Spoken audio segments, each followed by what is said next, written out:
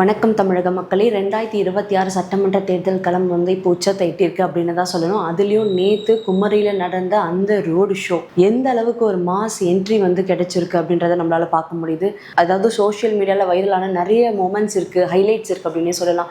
அதுலேயும் ஒரு வயதான பாட்டி ஒருத்தவங்க வந்து மோடி அவர்களுக்கு ஆசை கொடுத்ததாக இருக்கட்டும், மோடிஜி அவர்கள் பழைய நண்பரை வந்து கட்டி அணைத்ததாகட்டும், அதெல்லாம் ரொம்ப அழகாகவே இருந்தது நேற்று நடந்த ரோட் ஷோவில். ஸோ இப்படி இருக்கும்போது நேற்று ரோட் ஷோவில் உண்மையிலே என்னதான் நடந்தது அப்படின்றத வாங்க அலசுவோம். ஃபஸ்ட்டு பார்த்தீங்கன்னா பாகுபாடு இருக்காது அப்படின்ட்டு மோடிஜி அவர்கள் வந்து உறுதி கொடுத்துருந்தாரு. நேற்று நடந்த அதாவது ரோடு ஷோவில் அவர் பேசினதுல ரொம்ப முக்கியமான விஷயம் ஒன்று என்னன்னா, தொகுதி மறுவரையறை. இதனால வந்து தென் தமிழகத்தில் எந்த அளவுக்கு ஒரு பாதிப்பு இருக்கும் அப்படின்ற ஒரு பயம் வந்து நமக்குள்ளே இருக்குது. ஸோ அப்படி இருக்கும்போது மோடிஜி அவர்கள் என்ன சொல்லியிருக்காருன்னா, இந்த மாதிரி தொகுதி மறுவரையினால எந்த பிரச்சனையும் இருக்காது, அதாவது மாநிலங்களுக்கு வந்து எந்த பாகுபாடும் காட்ட மாட்டோம் அப்படின்ற மாதிரி சொல்லியிருக்காரு. இதனால வந்து தென் மாநிலங்கள் வந்து அவங்களோட உரிமைகளையும் சரி, அவங்களோட பிரதிநிதித்துவமும் சரி நாங்கள் பாதுகாப்போம் அப்படின்ற மாதிரி சொல்லியிருந்தாரு.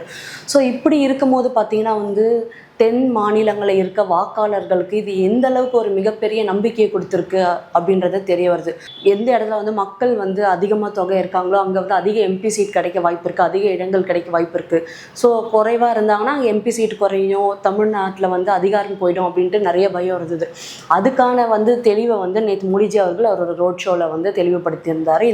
அவரோட கருத்தையும் எடுத்து வச்சிருந்தார் அப்படின்னு சொல்லணும். நெக்ஸ்ட்டு பார்த்தீங்கன்னா பெண்களுக்கான வந்து ஒரு உறுதி ஒன்று கொடுத்திருந்தார். என்னென்னா விமென்ஸ் கோட்டா ரிலேட்டட், அதாவது நாடாளுமன்றத்தில் நடந்துட்டு இருக்க பார்த்தீங்கன்னா பெண்கள் இட ஒதுக்கீடு மசோதா, அதை பற்றி ரொம்ப பெருமையாகவே பேசியிருந்தாரு நேற்று மோடிஜி அவர்கள் அப்படின்னு தான் சொல்லணும். பெண்களோட முன்னேற்றம் தான் நாட்டோட முன்னேற்றம் அப்படின்ட்டு ரொம்பவே பயங்கரமாக பெண்களுக்கு வந்து ஒரு மிகப்பெரிய சக்தி கொடுக்குற அளவுக்கு வந்து பேசியிருந்தார் அப்படின்னு சொல்லணும்.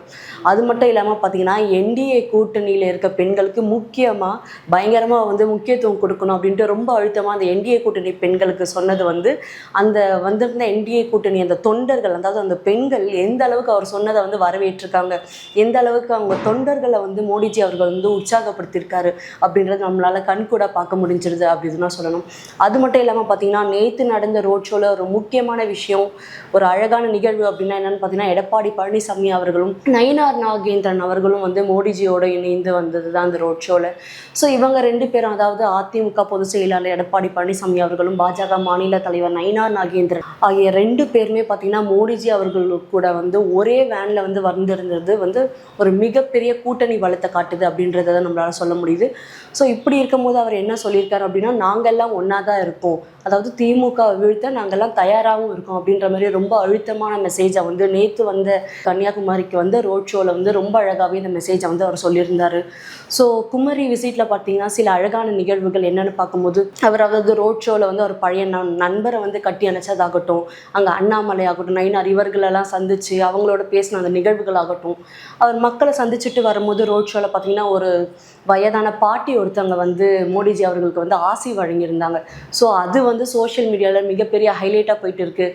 அதுவும் அவர் எவ்வளோ ஒரு அன்போடு வந்து அந்த ஆசையை வாங்கியிருக்கிறார் அப்படின்றத வந்து அங்கே இருக்க தொண்டர்களையும் சரி மக்களையும் சரி பயங்கரமாக நெகிழ வச்சிருக்கு அப்படின்னு தான் சொல்லணும். ஸோ இந்த ரோடு ஷோ பார்த்தீங்கன்னா 2026 தேர்தல், அதாவது இந்த ரோட் ஷோ ஹிட் அடிச்சிருக்கு அப்படின்றத நம்மளால் பார்க்க முடியுது. ஸோ இது வந்து தேர்தல் வாக்குகளாக மாறுமா, எடப்பாடி பழனிசாமி அவர்களும் சரி மோடிஜி அவர்களோட இந்த கூட்டணி வந்து தென் மாநிலங்களில் பார்த்தீங்கன்னா திமுகவோட கோட்டையை தகர்க்குமா அப்படின்ற பல கேள்விகள் நம்மளுக்குள்ளே இருக்குது. ஸோ இதை பற்றி உங்களோட தாட்ஸ் என்ன அப்படின்றத மறக்காமல் கமெண்ட்டில் சொல்லிடுங்க. அடுத்த ஒரு சுட சுட நியூஸ் அப்டேட்ஸோட வர. நன்றி, வணக்கம்.